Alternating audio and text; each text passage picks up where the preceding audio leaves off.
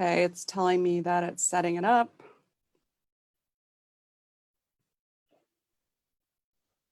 It's redirecting.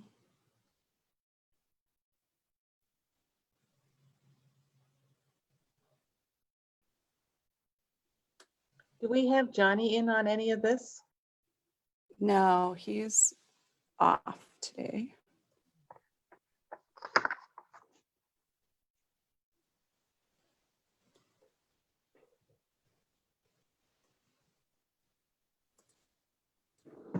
So I'm actually not seeing what the live Facebook. I think it's us right now. I think we're live. Says live on Facebook on my screen. So we are not professionals. We are doing the best we can with what we have as mostly volunteers. All right, so welcome to our Stop the Polluting Port presentation on the Utah Inland Port Authority's strategic business plan. And this is our community response. I'm going to share my screen right now. And there we go. And we're looking at a map of the Utah Inland Port jurisdictional area. And this is just to help orient our conversation. This area was designated by the legislature in 2018, in March of 2018. And at that same time, the Stop the Polluting Port Coalition, which is a 21-member group coalition with thousands of people on our email list and hundreds of volunteers, was formed right when this area was designated, and in response to enormous community concerns about the harm that could come to all of us because of the creation of the Utah Inland Port Authority. I'm Dita Seed with the Center for Biological Diversity, and today I have with me several of the leaders of our coalition who have taken on in-depth analysis of different areas of harm that could be inflicted on our community by the polluting port. So this includes, oh, the other thing is it's a different slide here. This slide shows where potentially county commissioners throughout Utah want to establish satellite ports. So the inland port is an issue for Salt Lake City, but it's also an issue for the entire state of Utah. And we're going to address that as well today. So the Utah Inland Port Authority recently released its strategic business plan, and our response, what we're talking about today is in response to the strategic business plan. Our concern is the plan is extraordinarily vague, it uses words like may and encourage. It doesn't contain any hard and fast requirements that the environmental harm will be stopped or even mitigated. And the reason that we're talking about this today is because next Monday, June 22nd, is the end of the comment period, the end of the time at which the public can comment on this business plan. And we would really like people to express their concerns. And so we're going to give you more information about what those concerns are in this presentation today. So we have four main areas of concern. We're concerned about air quality, wetlands, satellite ports, which are those ports located potentially throughout the state of Utah, and community impacts. And right now, I'm going to turn the time over to Dr. Courtney Henley. She's with Utah Physicians for a Healthy Environment, and she's going to talk about their analysis of the air quality aspect of the strategic business plan and what the concerns are. And I'm going to stop sharing my screen for a minute. Take it away, Courtney. Greetings, Dita and my neighbors and friends, comrades in the fight to stop the polluting port. Thank you for inviting me. Air quality is the #1 concern of the public with regard to the proposed inland port. The Port Authority identified air quality as the primary public concern in its own public engagement survey done in 2018. Studies show the inland port will add 11,600 diesel heavy-duty truck trips to the Salt Lake City area per day. The diesel trucks will idle a combined 20 to 50,000 hours per day, loading and unloading. Add additional airplanes, trains, and cars, and the increase in deadly air pollution along the Wasatch Front will be off of the charts. In spite of this, there is not one single actionable item in the Inland Port Business Plan that addresses port air pollution and the negative impacts on Wasatch Front air quality. Over 166 pages, the business plan addresses air quality in one paragraph that is repeated twice. Slide 1, please, Dita. The business plan acknowledges that the Wasatch Front has seriously bad air quality. Then it spends pages and pages describing possible future technologies that may mitigate the huge amounts of air pollution that will come from the inland port. The green freight, quote unquote, phrase there you see there, practices described currently make up less than 5% of national industry practices, and the business plan has no plan to invest in green freight except to pray to the fairy of voluntary private investment. There is no concrete plan.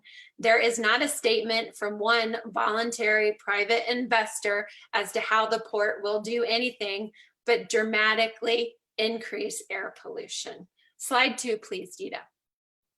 The citizens, communities, and government agencies of the Wasatch Front have worked tirelessly for decades to improve our air quality.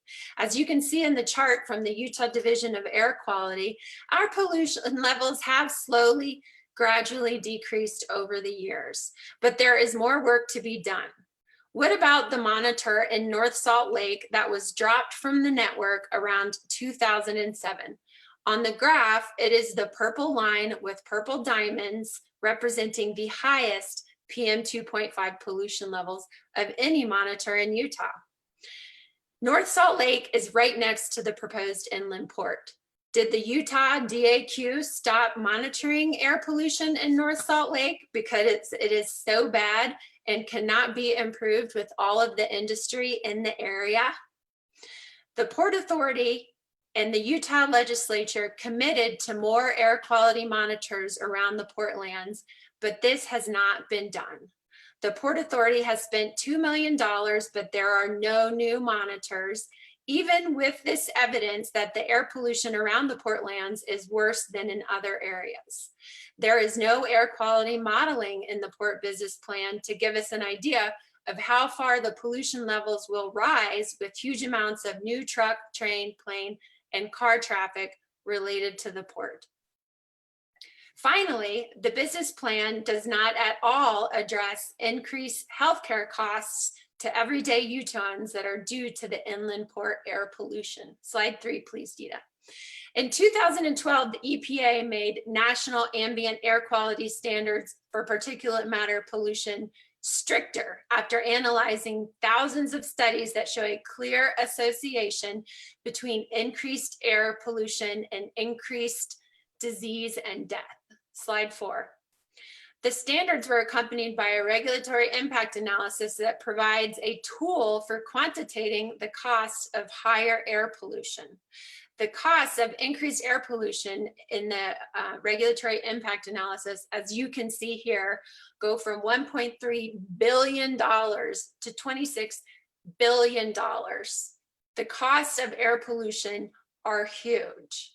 There are thousands of pages and supporting documents in the EPA standards and the regulatory impact analysis that a comprehensive port business plan could have utilized to estimate the healthcare costs, which are mostly from premature mortality.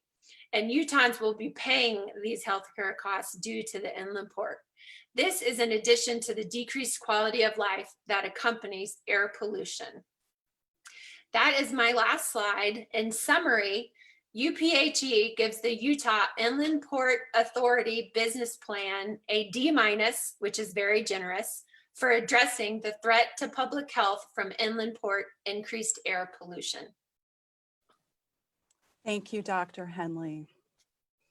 Air pollution is one of our #1 concerns, but we also have concerns about, as I mentioned earlier, what will happen in the rest of the state because there's an intent to develop satellite ports throughout the state. And so now I'm going to turn the time over to Stan Holmes from the Utah chapter of the Sierra Club, and he's going to talk about satellite ports. And just tell me when you want me to move to the next slide, Stan. Okay, will do. Thanks, Dita.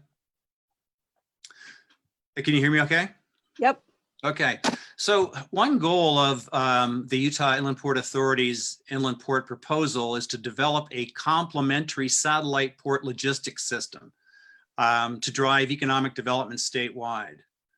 The legislature has given UIPA tax and bonding tools to fund satellite project areas across rural Utah. But what we've seen thus far has been preferential treatment for fossil fuel interests. This slide depicts coal originating in Utah being shipped from the port of Richmond, California, mostly to Japan.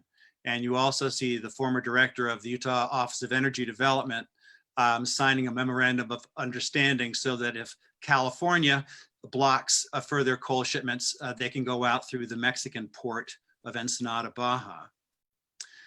Recognizing that Utah communities face legitimate economic challenges for sustainable solutions, the Stop the Polluting Port Coalition established a satellite ports team to monitor UIPA actions and to make sound recommendations.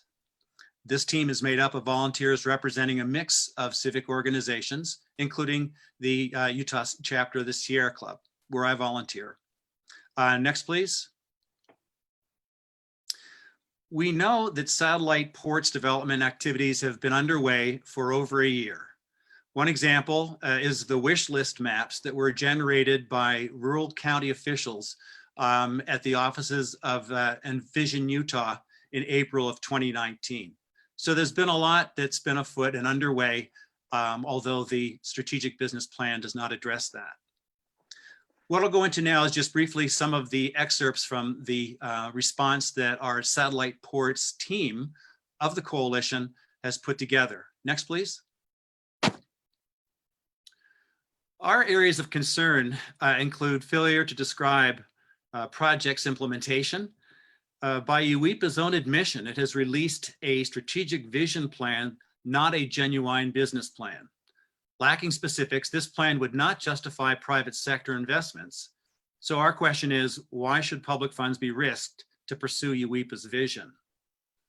The technical appendix to UIPA's plan admits that no fieldwork was performed to substantiate its environmental review, and that its authors acknowledge that information sources used may be out of date. This also weakens our confidence in the plan's utility. The plan calls for an environmentally sustainable satellite inland port system based on sustainable logistics, sustainable development, and sustainable industry practices. They like the term sustainable. But its environmental review, quote, is not intended to constitute compliance with any regulatory requirements, end quote. So we'd like UIPA to explain that. The plan says UIPA may make equity investments. It offers a bogus claim that at the foundation, quote, at the foundation of UIPA's culture is the recognition that all opinions matter equally, both internally and externally. But we haven't seen that in terms of process transparency involving the public, and we fear that systemic inequalities will persist. The plan says, quote, no projects are being proposed under this strategic planning effort. But we know that at least one UIPA board member is moving a coal-biased project forward, and that other agreements, including one with Rocky Mountain Power, have been signed. And then, of course, you can recall the wish list of April 2019 that was put together. Another of our concerns is that the leading satellite port project is driven by fossil fuel mining and export interests through the Community Impact Fund Board and the 7-County Infrastructure Coalition. UIPA's clean energy champion, Rocky Mountain Power, has reneged on promises for its subscriber solar program and is now asking regulators to reduce the value of rooftop solar energy by 80%. So this is definitely a problematic partnership, and there are others. Next, please. So we've come up with recommendations. I need to go back one. We're on recommendations.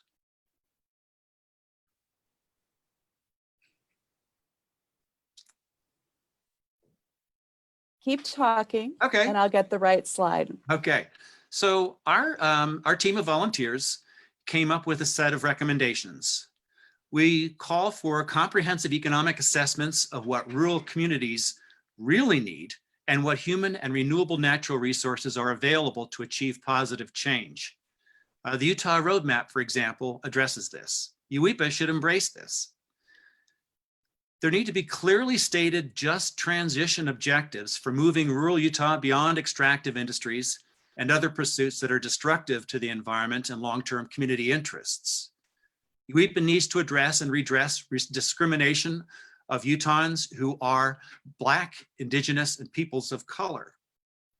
There needs to be detailed implementation sequencing with transparency, costs analysis, and accountability at every stage. In other words, a real business plan. There needs to be rigorous vetting of every proposed satellite port project proposal to ensure that sound, legitimate economic and environmental practices are required and enforced. There need to be frequent third-party audits of UIPA and every subordinate and related entity responsible for securing and administering funds for satellite port projects. The recent CIB audit revealing abuses makes clear the need for this provision, this recommendation. And lastly, there needs to be accountability for strict compliance with the highest state and national environmental standards. $850,000 should have been produced a plan that did not dismiss environmental regulation compliance. And that's it for the Satellite Ports team. We are always welcoming new members, and there in the next slide should be a contact email if anyone is interested. Thank you. Thanks, Stan. I just want to pause here and acknowledge the great work that our volunteer leaders are doing.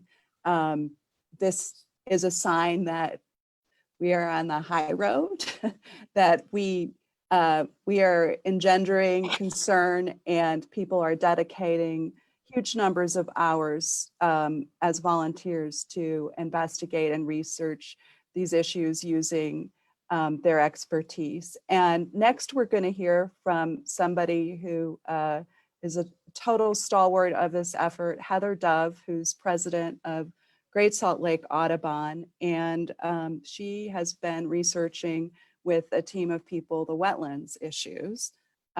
So take it away, Heather.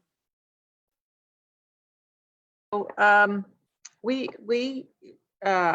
looked at the plan, and our team really found quite a few problems with it. I would say in general, and maybe Dee Dee, you can go to the next slide.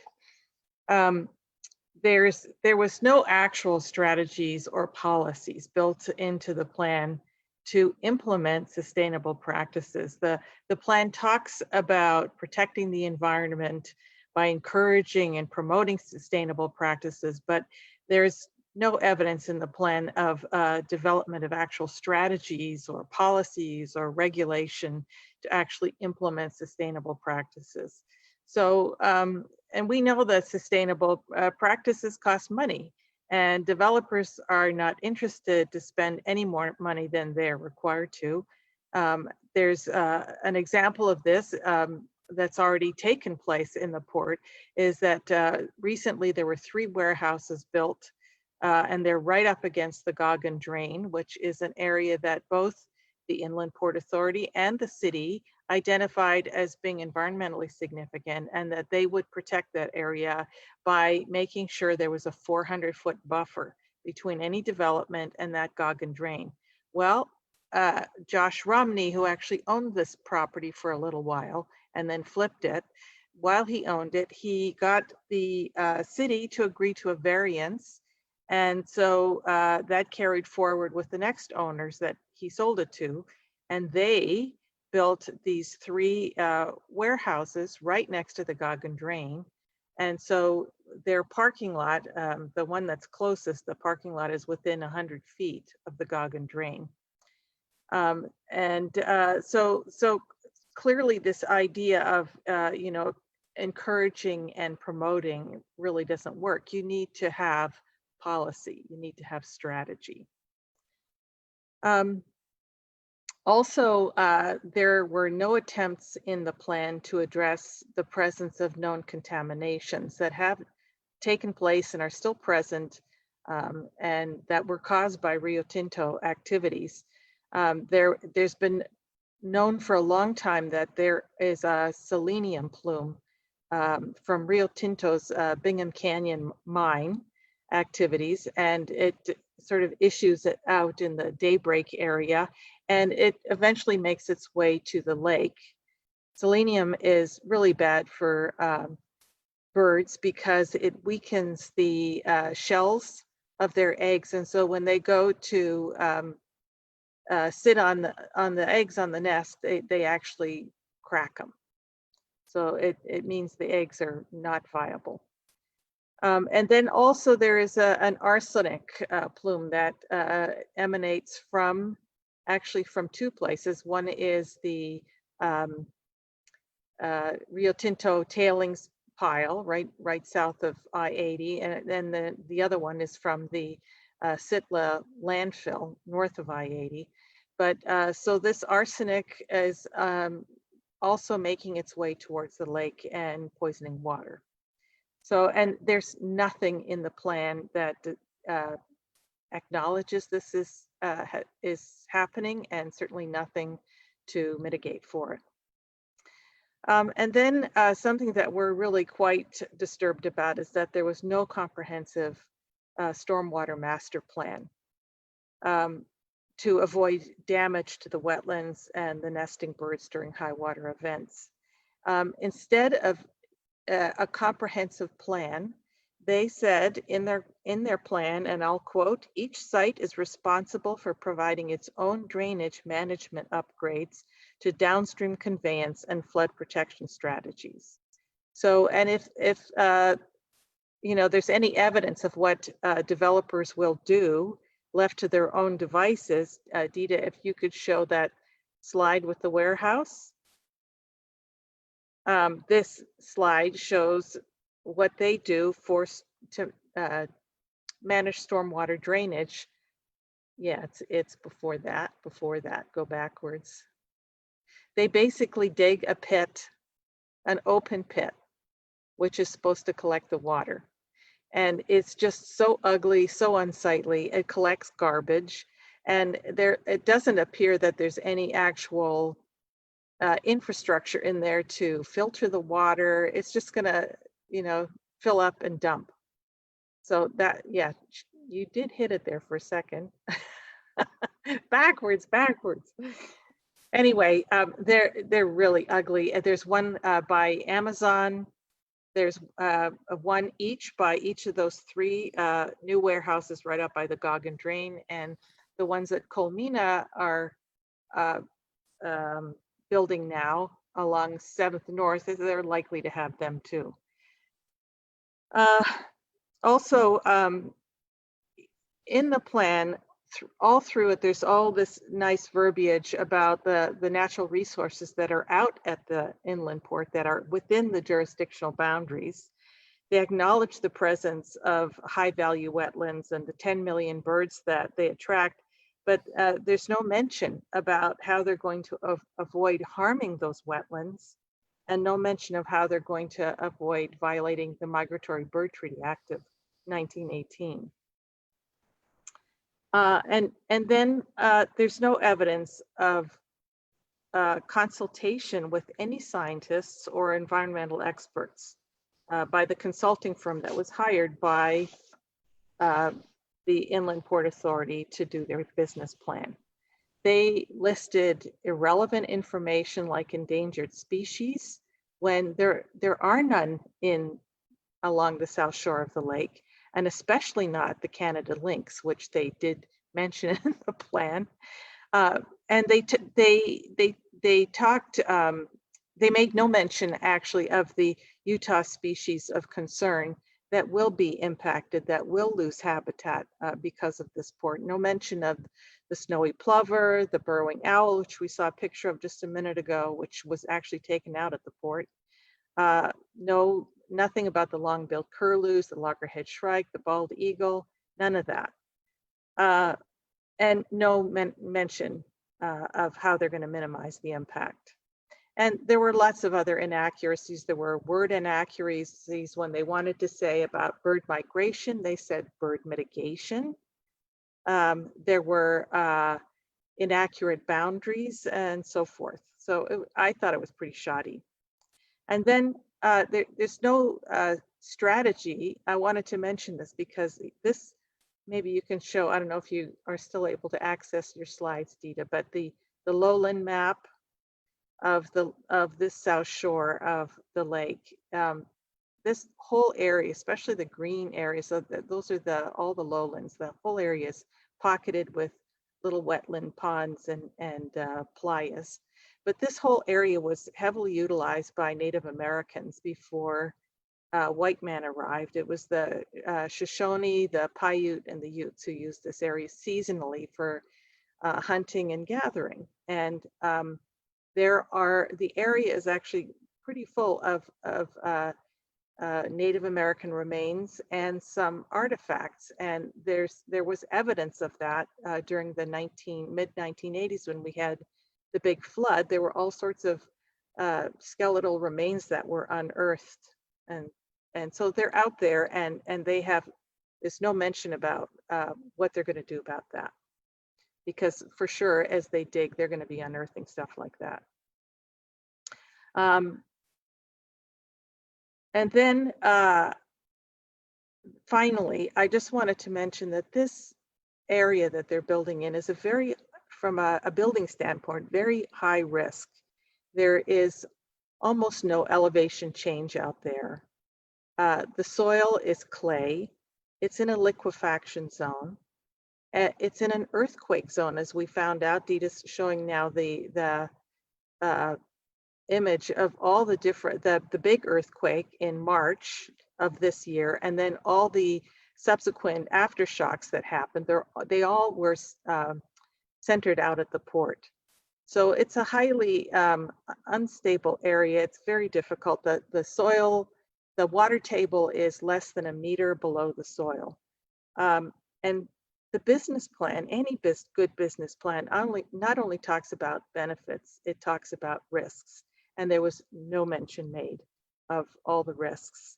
And there was certainly no mention made of liability. What happens if we have a big, huge high water event or some other natural disaster and the place gets wasted? Who pays for it then? No mention of that. So that's all I wanted to say. I do have photos. I don't know if we can do that. Probably not necessary. I was going to show you a few photos of some of the fabulous birds out there that are out there as we speak and who are going to lose their homes. But I guess we can move forward. Thanks, Heather. We'll post some of those beautiful photos on our webpage by this presentation, which we're also going to post on our webpage. So next, we're going to hear from Richard Holman, who is chair of the West Side Coalition, and he's going to talk about community impacts. Hey there, Richard. And this is a picture of Meadowlark Elementary School, which is right next to the boundary of the Utah Inland Port jurisdictional area. Well, thanks, Dita. I appreciate that. Good afternoon. As Dita said, my name is Richard Holman. I'm chairman of the board of the Westside Coalition. This is a 501c3 organization advocating for the health, safety, and quality of life of Westside Salt Lake City residents. Our board's comprised of leadership from the 6 Westside community councils, as well as other business and opinion leaders from the West Side. I'll be talking to the issues of community engagement and community impacts. But first, let me begin with the highest levels of the business plan and Inland Port Board. I start here because the plan has been developed at the request of the board, and the executive director has guided its development with input from the board. There are several issues here that impact the Westside community specifically and Salt Lake City generally, the most serious of which is the lack of diversity and Westside representation on the board, and by the overrepresentation of government officials on the board. Few, perhaps only one of these individuals reside on the West Side, the most affected area adjacent to the Utah Inland Port. I also fear, again with few exceptions, that the board as a whole has little inkling as to the plight of West Side residents. Our recent experience with COVID-19 can easily make that case. As recognized by the mayor of Salt Lake City, inequity exists and persists and has for a long time. It continues right up until this day. The Inland Port only serves to exacerbate this inequity in so many ways. And while there are grandiose plans of what is coming, there's little, if any, specification in this plan as to how it will be accomplished. And while the Envision Utah organization was hired to produce the scenarios that were said to provide the basis for the business plan, I will tell you, having been an active participant in those meetings, that the appended scenarios looked nothing like what we were provided during the concluding sessions. They were clearly altered to serve the purposes outlined in this plan, period. One has only to look at the staffing and budget for the port organization to note that very little can actually be accomplished. In fact, in the area of community engagement, there is $165,000 allocated for 2020 and nothing for any out years. Assuming that the PR organization will have responsibility for community engagement, as there is no other organization identified, there's no staffing for this position until 2022. So who's going to interface with the communities, and not just the West Side, but throughout Salt Lake City? Another telling factor here is that while there is an advisory committee established for wildlife habitat, which I endorse, efforts of like kind created to gather and process community-related information after seemingly endless recommendations to create and fund a community advisory committee have been ignored. This would be comprised of Westside community leaders and others as necessary to provide firsthand information as to the concerns of the local communities regarding impacts of decisions being made and the ultimate effect of their implementation. This is an unacceptable set of circumstances and smacks of the same flavor of divide and conquer tactics that led to the current Westside inequities and to the creation of the Westside Coalition. One quick word about the plan generally. I'm a retired business executive with over 3 decades of experience in project management, planning, technology, and personnel. I have in that time developed dozens of plans for projects in excess of multi-millions of dollars. I've overseen the efforts of many project managers in my employ, as well as strategic planners, budget analysts, and technical staff. What we have in front of us is not a plan. It is an arm-waving exercise that points to a very disturbing fact. The Inland Port and its management staff are a toothless tiger whose promises are tied to what they can offer monetarily to those that would choose to site their operations there. They will in the coming years spend in excess of $2.5 million and more every year just to fund the operation, and that will come from our tax money.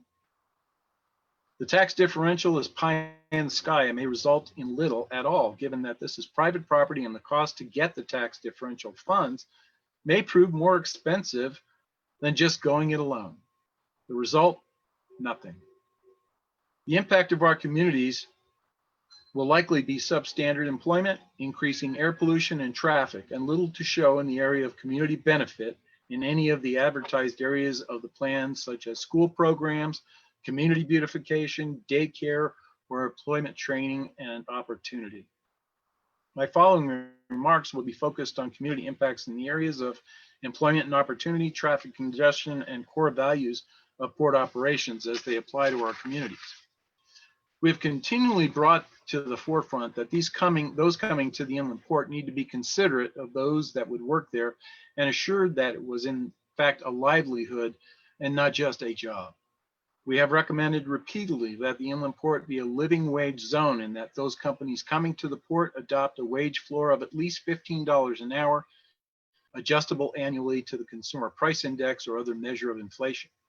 So far, this is not included anywhere in the plan or in any discussion. If we think we can control truck emissions by mandate, surely this is as important in ensuring that our residents don't get stuck in a dead-end short-term job. Further, these jobs must come with benefits comprising at least health care and should have a specific and defined education and training pathway, ensuring the growth of the individual that tracks with the evolution of the port. Once again, there is no budget or staffing ties to such an approach, although there is a great deal of discussion concerning quote unquote high quality jobs in the logistics and logistics dependent industries. Unfortunately, these jobs are not defined by title, and there's no information provided concerning future demands or wages. There is no identified affiliation with any learning institution and what that partnership would accomplish and how. The goal of leaving definition to later with words like how the port operation will define partnerships, policies, and programs says only one thing. You didn't do your homework and decided to take a we know nothing about you approach.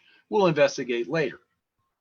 Or you will only address issues as they arise and not worry about getting in front of them until there's a significant pushback by residents or affiliated organizations. Again, the telling symptom of this is not really being a plan to stem reactive responses, but a cheerleading routine. Next area is traffic and congestion. This particular area has the potential for the largest impact on local arterials and air quality. And I'm not going to cover air quality because my colleague Courtney did a great job at that. Mandate as you will, however, there's no specificity in how the operation will mandate routes and what types of reduced pollution trucking will be allowed in the port.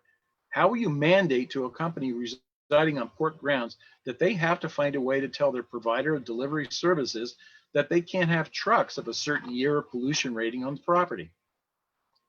This is another area where tax differential might matter less than the increasing cost and complexity of doing business with the port. Again, no details of how you will enforce this to keep our community safe, uncongested, and pollution-free. Finally, port operation and core values. This is significant, and I leave it for last as it goes to the heart of what you say versus what you do. One example is the lack of fidelity between the stated values of equity and accountability. These are simply at odds with one another. One indicates that you will tell us what decisions you have made, and the other says that all opinions matter. If all opinions matter, you won't have to tell us the decisions you made, as we will have been part of it and will understand and agree. To do anything other than this is talking out of both sides of your mouth. There are other conflicts, but in the interest of time, I'll close with this. The promised benefits of this project are not sustainable, if even initially achievable, but corporate profits subsidized by public tax dollars most assuredly will be. We have once again the same situation impacting our West Side residents that have existed for decades. This project will socialize the cost and impacts while privatizing the profits and gains. Thank you. Thank you, Richard. And now to wrap up, we're going to hear from David Shear, who's been working on this issue for a very long time also with the rest of us. He's an architect and planner, and he's going to speak to the deficiencies in the strategic business plan from a planning perspective. Thank you, Dita. From its inception, the Utah Inland Port has suffered from a lack of planning. If the port were a private business venture, extensive planning would have preceded its creation to assess the full range of its impacts and determine its viability.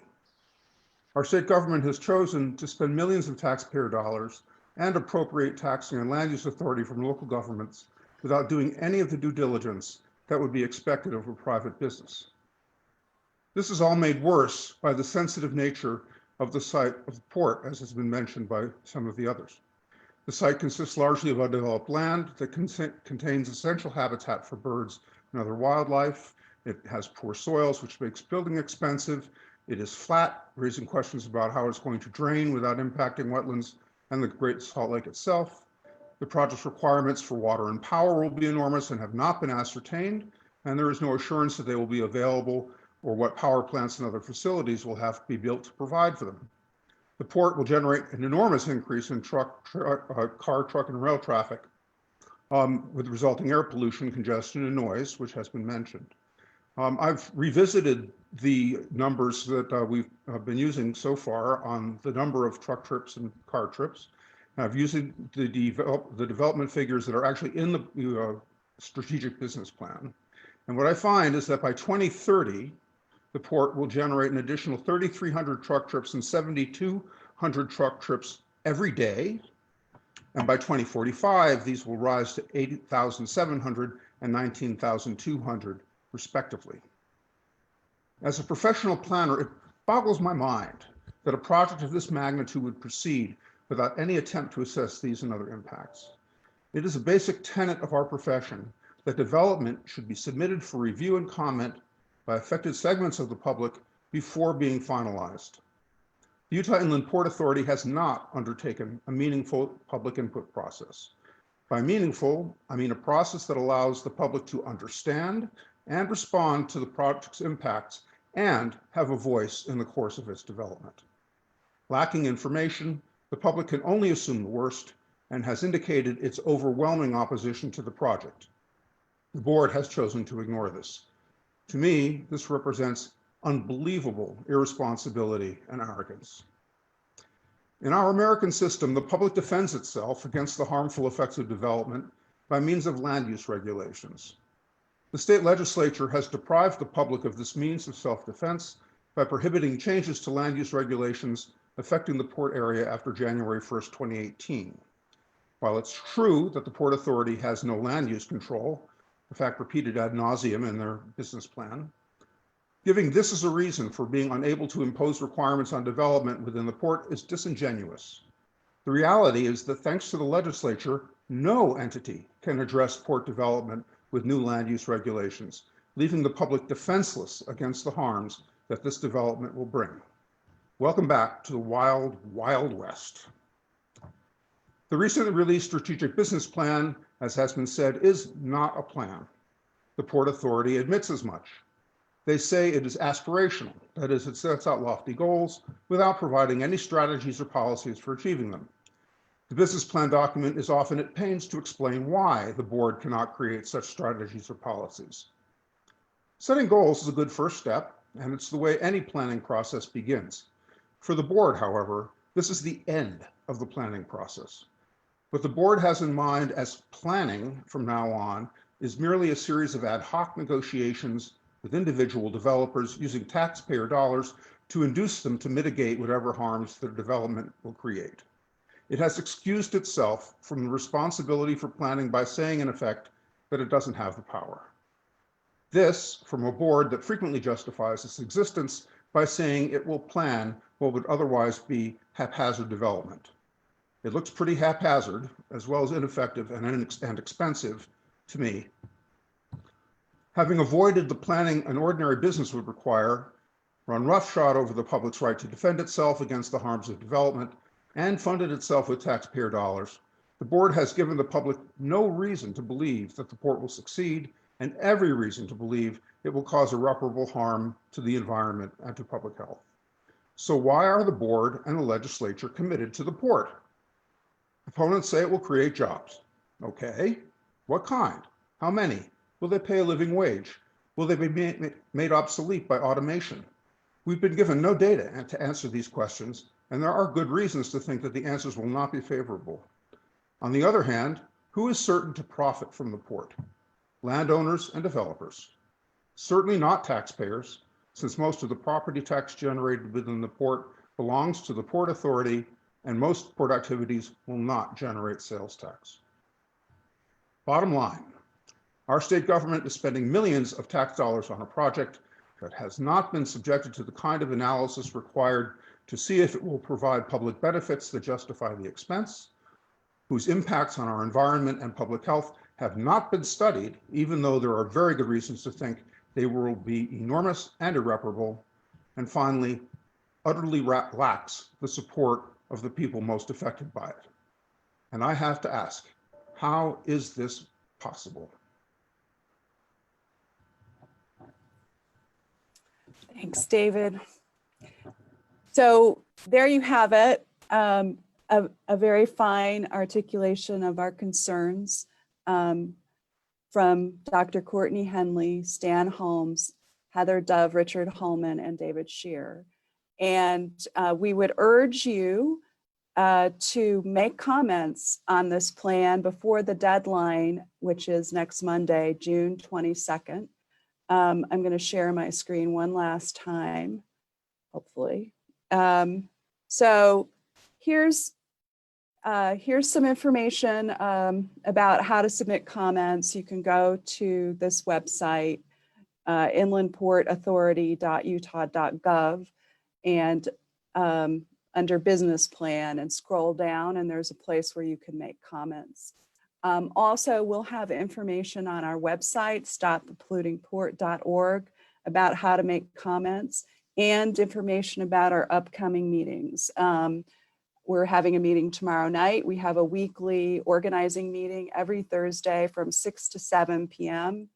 And we'll also have information about how you can attend virtually the Port Board meeting on Monday. It would be extremely helpful for members of the public to make comment regarding concerns at that meeting. Although unfortunately, the Port Board will have already voted on the business plan by the time public comment happens.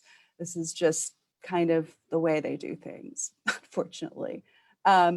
But we have a vision for a better future for Utah, a future that is, green and sustainable, where the air is crystal clear and great to breathe. And we have robust flocks of migratory birds, and we get to enjoy the natural beauty and have healthy lives, all in Salt Lake City in northern Utah. And that's what we're fighting for here. We're fighting for a sustainable future for Utah.